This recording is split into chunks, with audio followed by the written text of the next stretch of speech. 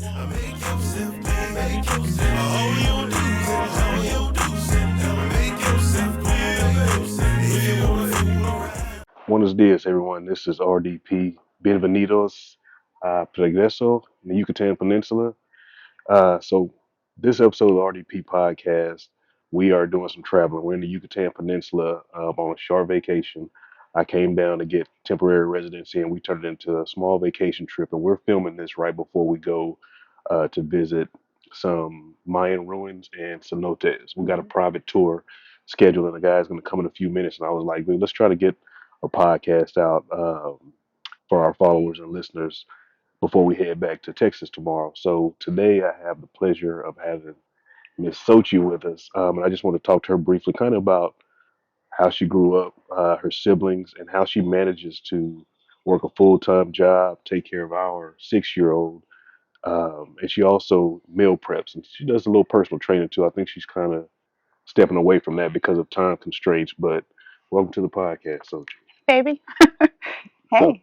So uh, Sachi is my middle name, just to be clear, but most people know me as Susanna. So, yeah, I but just yes. felt that she's got some Aztec Mayan roots, and that's where that name comes from, if I'm not Hmm. mistaken. And we here, so she Sochi while we here. Y'all can See, figure that out for sure. somewhere else. But we've been enjoying ourselves. We've been eating some great food, meeting some locals. You know, because that's kind of you guys will see when we travel. We don't like to stay in the tourist areas. We like to get out and get into the heart of wherever we're going, actually shake hands, and sometimes we even change lives of some of the people here, Yeah. whether it be financially, whether it be just to sit down and let them see another side of the U.S. that they don't get to see, right? Because you got to understand that they're watching some stuff on the news, and sometimes when we come down here, we don't exactly treat them with the respect they deserve. So I make it a point um, to make sure that I do that to represent us the correct way, and it's turned out well. Sochi says I make friends wherever I go. People Can't just take them anywhere.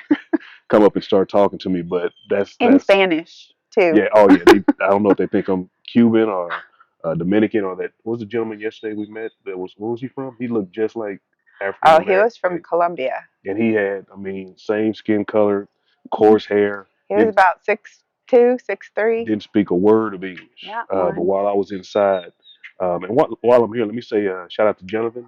Jonathan, Jonathan the go-to Torres. guy. Jonathan Torres. I'm gonna leave his information in the video. He is what we call the military asset on the ground for us, man. When I came in, it's usually a long process. Um, it can take up to 3 or 4, 5 hours at the INM Immigration National, whatever it is, INM. I can't remember what it's called right now, but I'll leave that below as well. But usually that's a long process, and they'll have you come back another day to pick up your card. I was able to show up. He had somebody in line for me at 8:45. I think the office opened up at 9, and we were out by 9:50. 58, 950. 9:58, Yeah, it and was that's less with than an hour. he had all the paperwork filled out, had everything paper clipped together exactly in the way that they needed it to put it in the computer because they do that all manually. I think that's what takes so long. Because while I was sitting there, you see them manually inputting everybody's information like line by line. Even when they printed everything out, they had to make sure everything was correct and sign off on it. So he made sure all that was done. And we were able to get in and get out of there. We were expecting to be there probably from like 8:45 to after 12, and we were If you done. if you read some of the blogs or the reviews, a lot of times they'll tell you to come back in a week.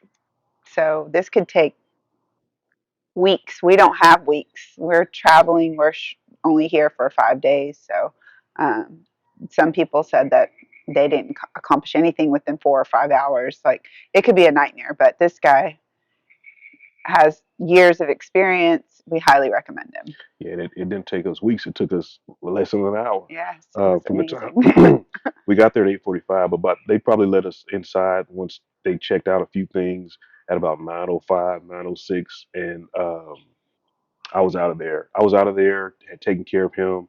Um, Had his card. Like I mean, it's and officially so Mexican.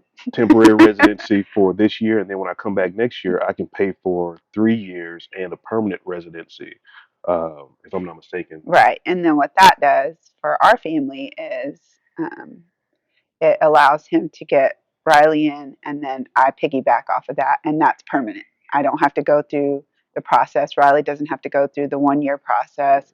We just we're once he's got his permanent, we do too. Yeah, and so a lot of the issues that Americans are running into is because not only the currency exchange rate changes, but the standards that you need to meet before getting showing proving your economic, I guess basically your economic ability to take care of yourself while you're here. Right. They don't want you to come here and become part of the homeless community. So they want to make sure that you have sufficient income to be able to sustain a livable standards here in Mexico, whatever part of Mexico you're in, not necessarily A- Yucatan. And that changes, like the process starts over on the U.S. side. So there's different consulates. We happen to go down to McAllen. Susanna's really familiar with the area. I'm from there, She's so from the valley, so her brother still lives down there, and got lots of cousins, got. other siblings. So we drove down, and it's crazy when we went down back in, I want to say, September or October of last year. Hmm. Man, we were walking down the street, and her sister-in-law came running out one of She the works buildings, across the street from it, and so she was like, man, who is Robert down here with? I'm about to tell Sochi, but she was with me, man, and they were so friendly at the consulate down there. Like right the lady was, I think she was a lawyer in Mexico in City. Mexico City, but Her I don't. husband actually does some kind of political stuff here in the US. And so they moved with her husband's job here. So she left her career behind and decided to do this, which is not her, you know, would not be her preference of a job, but she was very kind. That process was really quick too. Yeah. If you have all your ducks lined up, you should be able to get in. They look at it, you meet the requirements, you get the stamp, go on about your business. Yeah, I think the only issue I had with the McAllen office, and it wasn't like there's one person doing all this, right? Mm. So me getting an appointment, all right. Every time I would call, I would miss her, and then when she would call me back, I would be at work or whatnot. But we were able to exchange emails and set up an appointment time like 2 weeks out. And I think I took the day off of work, man. We And just, then that's the thing. We just drove down there, got what he needed, and came back. So yeah, that video, I'll link that video as well, so that you guys can see what that process was like. Because I think we got some footage of that. But enough about that. Like, let's talk about you. so 11, 11 siblings. I have 11 brothers and sisters. My mom had 6 boys, 6 girls. There's about a 20-year difference from the first to the last. Uh, 6 boys. 6 boys, 6 girls. So it's 12 of us total. Yeah, so she And won. then I'm number 11 of the 12. And then I have a younger brother who also lives in Houston. And I did lose my mom when I was 15.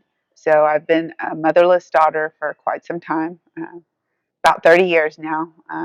Will be 31 years. I know, I think it's going to be 30 years, June 17th of this year, that my mother passed away. No, 31, because I'll be 46 Yeah, in April. So yeah.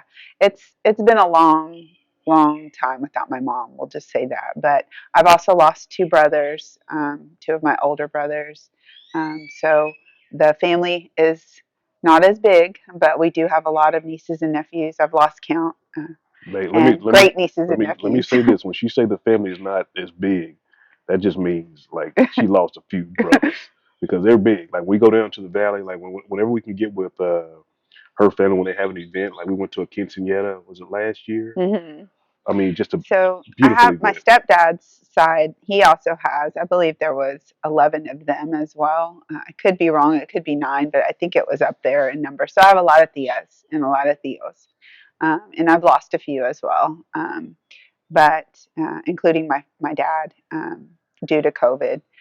So yes, I do have a big family on both sides. And I can say this, man. And if you guys have followed me, and those of you that have been friends with me from years and years back, you guys know that I've always had an affinity for the Latino culture, and they've just been good to me throughout the course of my life. So it's like I kind of fit in with them when we started hanging out. Like I get along with. I was talking to Susanna yesterday, and I said, uh, cousin, cousin, cousin Ruth's husband, David, So my cousin Ruth is from my dad's side, and he's my stepdad, but he's the only dad I've known. and they And they're she's down in family. South Texas, but Ruth is my cousin, and her husband is also military, and he's in law enforcement. So Robert and him are they Yeah, just mesh really yeah, well. So they've become really good yeah. friends.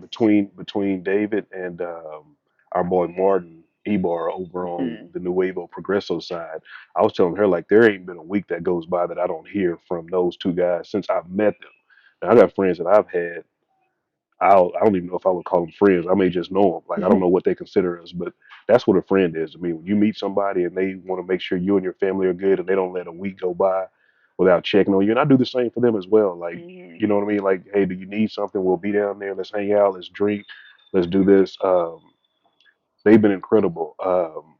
But enough about me. So she's really close to her brother Aaron. Like he comes over and if I'm not mistaken, Aaron was ranked like one of the top 10 personal trainers in the Houston area, and Susanna's competed what several eight Eight times, times.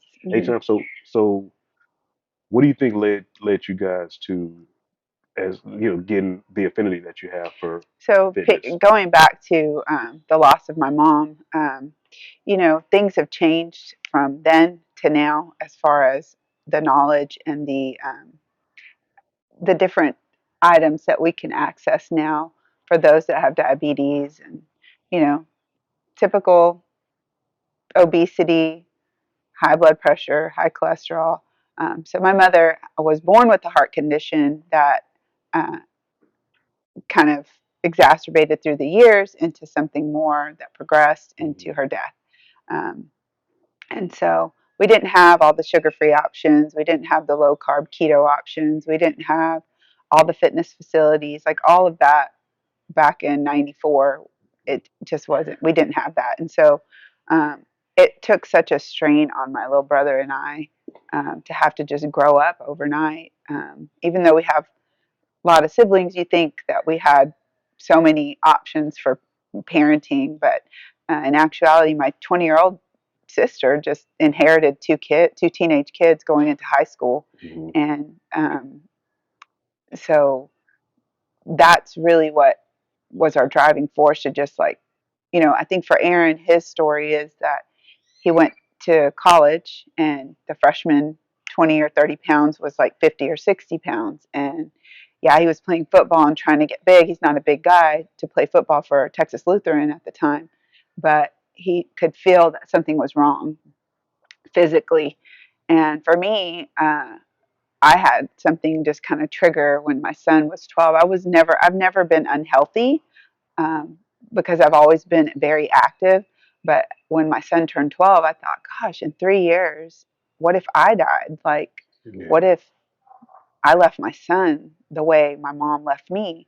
And I understand. I'm not blaming my mom. Like, she was born with something. And, we couldn't offer what we're offering diabetics and morbidly obese or obese people today and people with diabetes and high cholesterol and hypertension. So for me, it was like I can do something now to prevent Mm. what could become my mom if I do it now. Because I also look at my other siblings and they have heart issues or they have diabetes or they have high cholesterol. So genetically, it's going to impose my life if I don't do something now. And so that's when I said, hey, I called my brother and I'm like, I want to compete. And he didn't believe me. So he's like, all right, I'm going to give you this program and, check back with me in 6 weeks. Yeah. So he gave me my diet, my workout, and I checked back in 6 weeks and he was like, excuse my language, holy shit. And he's like, wow, he was super impressed, and he actually is a motivational speaker as well. Like his business has expanded into something more than just because it comes from a real rooted place. Mm. It's not about It's not a the gimmick. aesthetics. It's not a gimmick. It's not a quick fix. It's not to make quick money. It's like to really change people and impact people's And lives long term. And it was never about the looks. For me, it was always, and that's probably why I've been able to maintain yeah, I'm not ripped. I don't walk around with a six pack 24/7. But if Robert wants to go run for 3 miles, I can do that. If my kids want to go play out in 113-degree weather, riding scooters for 4 hours, I can do that. I can help him lift deer when we shoot deer. Like I can squat down and grab stuff. Like I'm not weak by any means, and that's because I've maintained this lifestyle. But the root of it comes from my mother, and to not be like her, like in negative ways, health wise. I want to be like her in every other way. I just want to be here for my kids. And so that's when I said, hey, my brothers knew I was taking it seriously. I think my first show, I think I got down to 12% body fat. Went from 22%, which is healthy for a woman my age. At that time, I think I started competing when I was 28, and then got it down. And then at each show after that, I was in the single digits, either 10%, 9%. And then I just kept it up. Well, I started taking clients. I was making all my meals and started meal prepping, and it developed into Coach X Fitness Yeah. LLC. So I was trying to stop Susanna Okay. there. Well, actually, when she was talking about Aaron, because I definitely want to give a shout out to iFit Models. Uh-huh. That's Aaron's. That's Aaron's company. Aaron has a. I mean, he does it all. He's going to take you from point A to the across the finish line. And I think he does a transformation contest a couple of times a year, maybe, where at the end of it they do photo shoots and have dinner together and all that. But I definitely wanted to give him a shout out. So if you're looking for a personal trainer, I Fit Models, Aaron Zambrano, he's great. I don't know, Susanna's so busy. I don't know if she's taking no clients. You got to be. Well, too, he doesn't just deal with and me. My preference is lifestyle clients where we're just trying to change the inside so that we can change the outside, because it all's rooted. Your weight issues, your health issues are rooted from personal issues that you have not dealt with.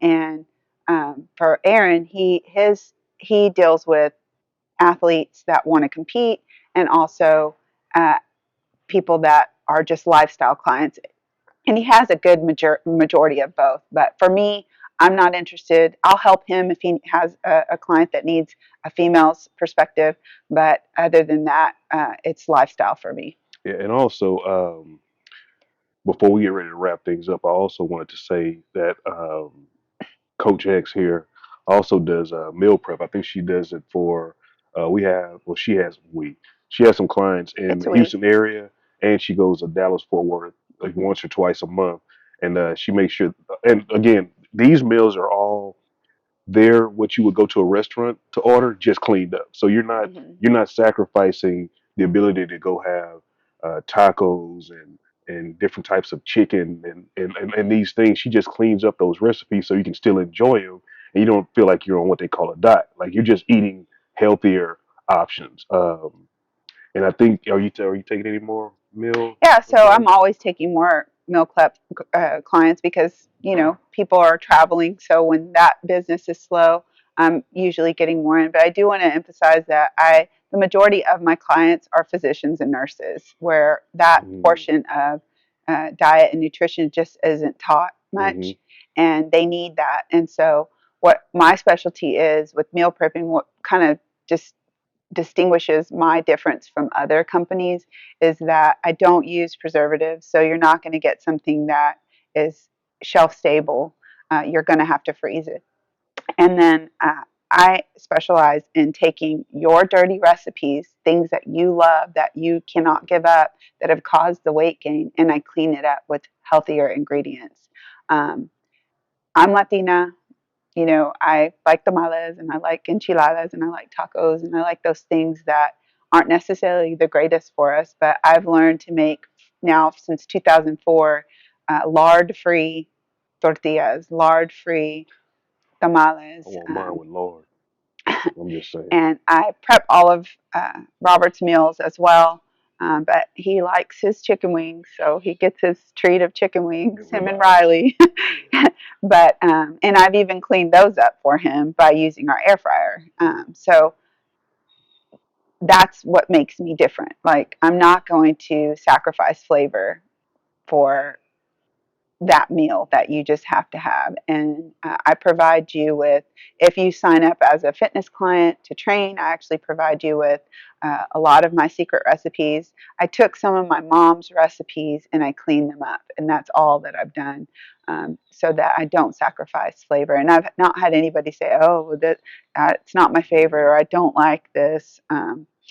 Yes, people prefer one thing over other, like ground turkey or no seafood, and that's normal. Even I have my own preferences, but that's what distinguishes my meals from other um, companies as well. So if they're interested in ordering meals, like how can they Yeah, get in so you contact? can email me at coachxfitness@gmail.com. You can also text me 817-726-3196 and just say, hey, I see you meal prep. I do travel to DFW area once or twice a month. So for those that are in the Houston, Katy, Tomball, what other I areas? think you go down to like the Galleria area, Yeah, I believe so. downtown, a lot of Yeah, downtown. So anywhere in Houston, River Oaks. Katy, River Oaks, uh, you can order meals. I do a set day of delivery. Bryan College Station, I can do that once a week on the weekends. And also traveling through to Fort Worth, I go through Bryan. So to expand that, yes, I do go drive meals all the way down. Some of these people have been buying meals for me for the last 5 or 6 years.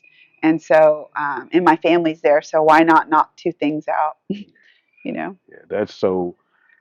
I mean, the thing with I think the hardest part of getting in shape is not the working out. Like it's the eating. Like when I was working with Cellucor and I was on the road and all that, like that's when your diet and those things really fail. Like you just grab what's closest to you, you Mhm. grab something fast, and before you know it, that becomes habit. Right? So you end up putting on this weight, and then you're going on another trip, and you're doing these things. This takes the guesswork out of it. So you know what you're getting.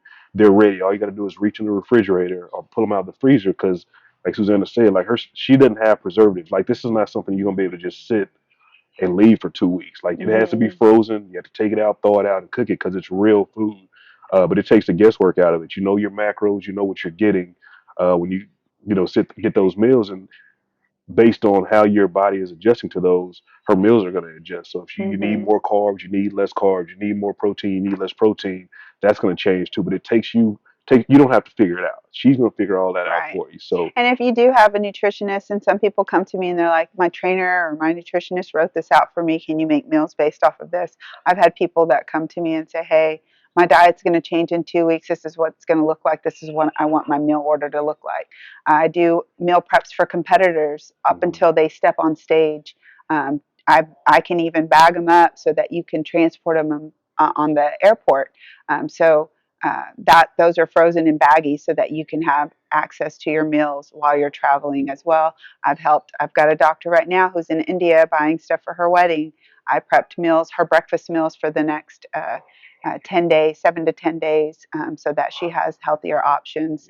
And then another thing is, if you're not sure where to start, we just talk about your goals, what kind of activity you're doing, because a lot of times people don't know that anybody can write you a meal plan, right? But it may not affect your body whatsoever. So if you're going to hire someone, and I'm not saying you have to hire me or my brother. Hey, before we just move past that point, because I was going to make this point. She's talked to me about it. She ain't shown me it, but she's talked to me about some of the people that she has started making meals for that have had personal trainers and even nutritionalists that the meals were completely like even with the little knowledge that I've had when she's told me, I'm like, oh my god.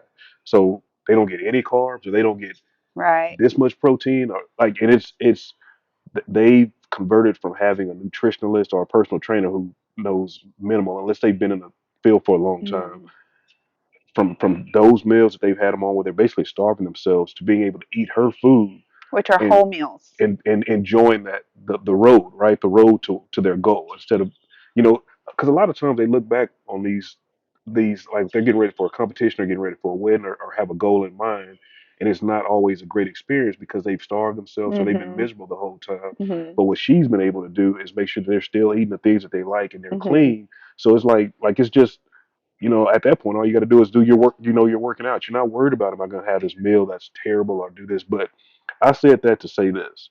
Just because you have a personal trainer, just because you have a nutritionalist, if something doesn't feel right, it probably isn't. Right. Right. Something, the pieces aren't fitting. And that what I was going to say is, I can suggest things, but a real good trainer or nutritionist is going to ask for your output to know what to give you as your input. Mm-hmm. If you're trying to Amen. lose weight, your input needs to be less than your output.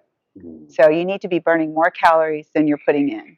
And if they never put in that calculation, it's Mm-hmm. never going to work. Oh man. Whatever you're eating, whatever you're doing is just written on a piece of paper and you're paying somebody to waste your time. So that's just the honest to God truth. Like you need to know what your output is and what your input is. And you can start from there. You can do that. There's calculators for that Yeah. that you can do. But going back to the changing of people's lives through food, I have one that in 3 months his numbers, his diabetic numbers have decreased tremendously.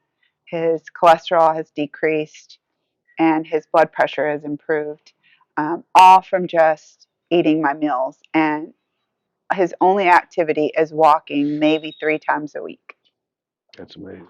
and that's just that. And then the one client that I have that's getting married, she has slimmed up and incorporated. It's also inspired her to incorporate working out. So up until this wedding, I think she's down to maybe 27 days before she gets married. She orders meals for me weekly, and I saw her body has improved. Like I can physically see it. We're not measuring or anything like that. Some people just don't want to do that, and that's fine. But she can feel the difference. The online training client that I work with on Monday, Wednesday, Friday at 6 a.m., she was able to put on a pair of jeans. Her daughters, her twin daughters, were like, "Mom, you're wearing your jeans she hasn't been able to wear in a while." And this is just a 20-minute workout, a HIIT workout on Monday, Wednesday, Friday. So Yeah. So guys, as you can see, it's getting loud. Like we in Mexico, they about to start working, and we're gonna get ready to go on our private tour of the ruins. Where we going to we're Chicxulub? going to, I don't know if we're going to Chichen Itza or I'm not Y'all sure gonna see which, it. but we'll keep y'all Yeah. posted. And we're gonna If you follow me, you'll see it. we're gonna enjoy the cenotes. He's probably gonna take us to go get some local food. Gotchen, if you come to the Yucatan, if you don't eat anything else the whole time you're here, please try the cochinita pibil. Yeah. It is, and I don't eat pork, and that's another thing. I've cut a lot of things out of my diet just for preference of my body, what I know my body likes and what responds well to.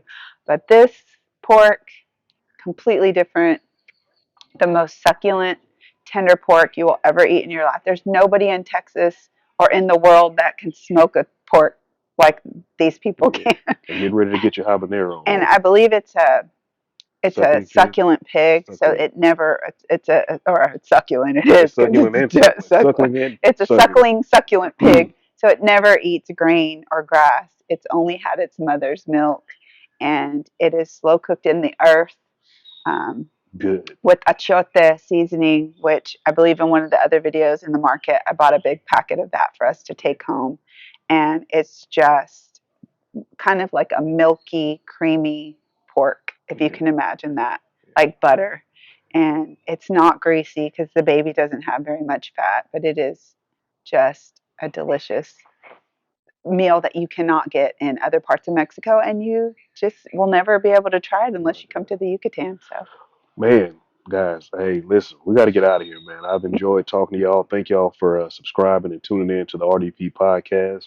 I want to thank Sochi for taking out some time before we get out here and have some more fun. And y'all just stay tuned, man. We're going to keep growing and keep doing things. Hopefully, be able to do some traveling, interview some international guests and some guests back at home, just to have some fun, man, and just get you guys to know a little bit more about our lives and the lives of those people that are behind the scenes and kind of see how we mix it up. Maybe I'll be able to get the kids on an episode at some point. I've been dreading that because almost my kids got ADD. Like we all over the place. Like I'm struggling now with the birds chirping and all this stuff going on. But I'm gonna shut it down so we can go ahead and finish packing up our stuff can I say and wait something for else? this. Go ahead Like and subscribe. and comment. Click the like, comment, subscribe, share the videos, help support our YouTube channel. So we can grow. I think one of our goals is, and we talk about this all the time. Like I want to really be able to travel, and like I said at the beginning of the video, we go into the city. Like we go into the heart of the places that we go. I'd like to be able to change those people's lives. Like if I can grow this to where we start getting funded or start getting sponsors in that, and I can go knock on somebody's door and say, hey, your husband don't got to be out in the field working 15 hours a day to where the kids don't see him, and you don't have to be in the kitchen making, whatever's going on. Wherever we go, I'd love to be able to knock on some doors and say, hey, we appreciate you. We love you. Y'all have always shown me love. Here, I'll say this too before I leave. If you're afraid to travel, like if you feel any way about traveling, just getting out of the country, how you gonna be looked at and how you gonna be treated. Look, I'm a black man. Like a lot of these places I go to, I may be one of. I think I may have seen. I've seen a couple black people here because they're on the tour. There's a tourist area, but other than that, like the places we go to, they don't get a lot of contact with, but they treat me amazingly. Like I said, they just start talking to me in Spanish. They want to feed me and love on me and the whole thing. And luckily enough, I was raised around that, right? So I've been able to travel, and I'm kind of accustomed to um, Being liked. being or being the one, like the one person to break the mold of what they're used to seeing. But man, it's been a great time, and we're gonna go travel out to the ruins, hang out there, get some food. I think we'll be in Merida this evening, and then we get up and fly back to Houston tomorrow morning, man. So I appreciate y'all taking the time out. Like Susanna said, Miss Sochi said, make sure you like, subscribe, and comment so we can grow this channel and we can help some people. Love y'all. Peace.